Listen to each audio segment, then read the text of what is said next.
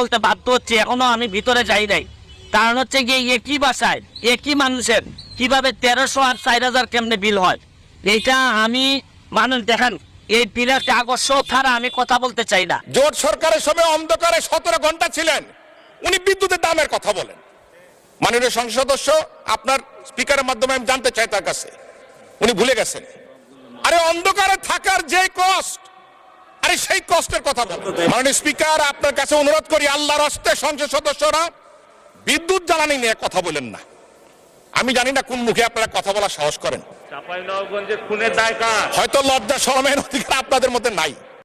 মাননীয় সদস্য জনাব সৈয়দ সাইদুল হক হবিগঞ্জ 4 সম্পূরক প্রশ্ন। জি, ধন্যবাদ মাননীয় স্পিকার।